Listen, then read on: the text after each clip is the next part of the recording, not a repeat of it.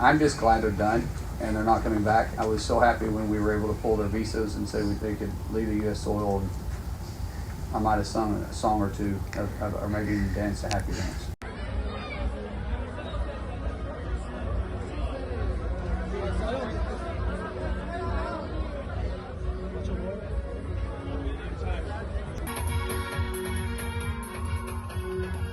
دمتون گرم که اینقدر ملت بزرگی دارید. ما جز شرمندگی به شما حرفی نداریم. حتی که ما لیاقت زور داشتیم خیلی اذیتمون کردن.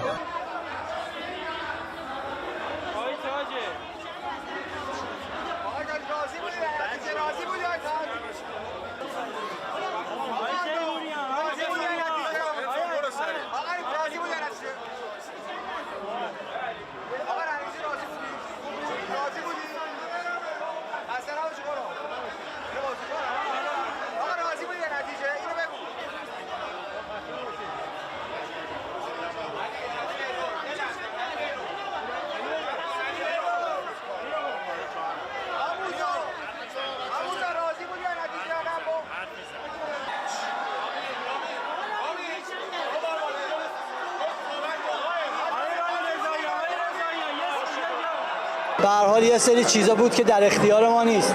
ما خیلی چیزامون رو از دست دادیم. خیلی از ببین 2 تا جام جهانی برگزار میشد. یه جام جهانی برای ما با محدودیت‌های ما، یه جام جهانی هم برای سایر تیم‌ها.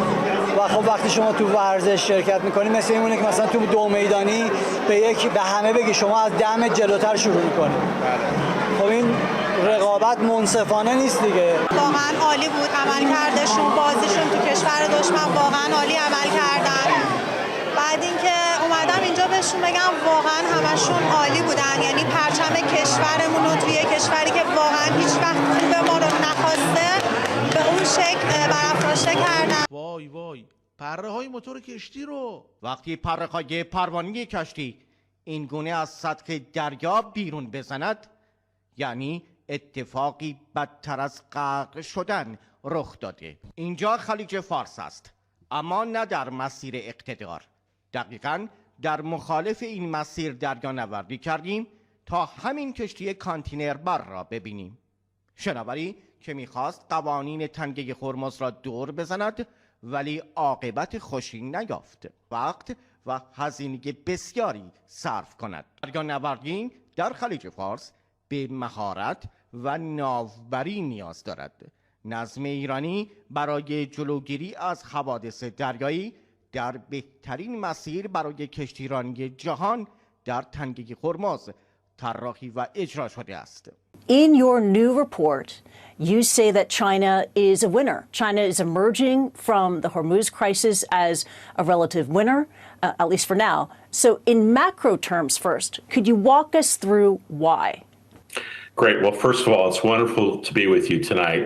So we took on this report in the Asia Group because we believe that the region perhaps affected the most from the Hormuz crisis was the Indo-Pacific. And as we looked at the key economies, Japan, South Korea, India, China, the United States, what we saw quite clearly was that China had taken the steps in advance to create buffers, to create diversification and a variety of energy sources, and to create holdings of capacity that would potentially come in handy in a crisis. And that's exactly what's happened. So China has the resilience and the capacity to withstand even relatively substantial closures. What we also found, however, is that although for now, China is a winner, if this continues, they, along with other countries in Asia, particularly Indonesia, the Philippines, South Korea, and Japan, will be hurt as well. So I think China probably has some interests behind the scenes to try to encourage this conflict to come to a close. And let's now zero in on a couple affected industries one by one. You know, one, of course, petrochemical and plastics. There has been across Asia, especially in markets like South Korea and Japan, but also in China, a shortage of naphtha, and that was the crude derivative used to make plastics. China sourced a lot of it through Hormuz. So how did China manage that shortfall? What we've seen over time is that there are a number of capacities that come from the Persian Gulf that are quite significant to the global economy: helium, sulfur, and as you mentioned, naphtha.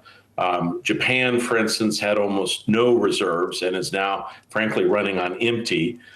China, in almost every one of the key commodities that we are seeing shortages of on the global scene, has stocks that they have been able to draw down over the course of the last several months. Now, I must say some of those supplies are growing short, and so even China is starting to feel some of the pressure now as this conflict heads into its fifth month. And I think what we are going to see after this crisis, first of all, despite what anyone says in the United States or elsewhere, we are not returning to the situation in the Gulf before the conflict. Things have fundamentally changed.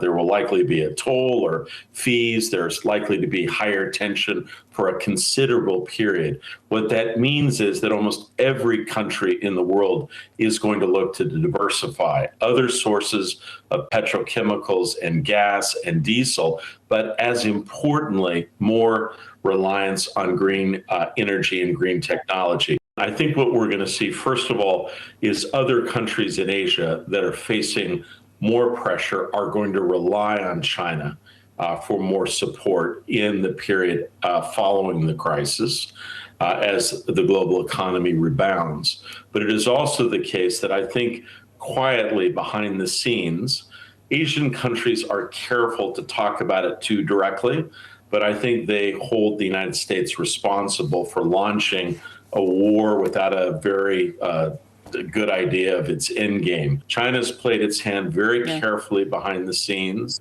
has encouraged negotiations, has been a careful interlocutor. I think they will likely emerge from this being seen as a more steady player. I don't think that's in American strategic interests, but I think that might be a reality that we will face.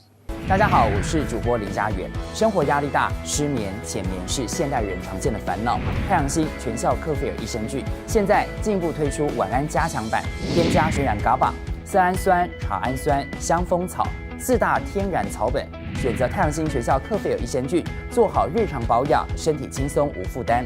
每日克菲尔，时刻美好 ，Good Feel Good。请上快点购为健康下单，输入推荐码有额外折扣。太阳星全效克菲尔益生菌基础版、晚安加强版，新包装改版，内容不变，抽取更方便，要吃就吃最好。